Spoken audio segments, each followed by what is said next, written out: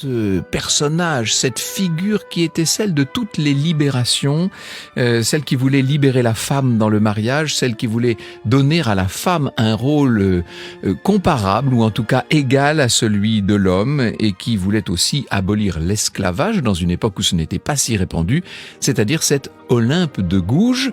Quant à Manon Roland, est-ce qu'on peut pas finalement admettre, mon cher Gérald, qu'elle a été la première femme politique française? C'est aussi simple que ça. On peut le dire. Alors, au passage, ton spectacle est magnifique et consacré aux femmes en plus, oui. Femmes leaders, à une époque reculée, mais femmes leaders qui ont inspiré des générations entières. Alors, parler de leadership, ce que nous faisons, Franck, dans notre podcast émission Grand Leader, les leçons d'histoire, nous amène à fouiller, quand on fouille dans l'histoire des hommes, à prendre conscience de l'importance du leadership situationnel.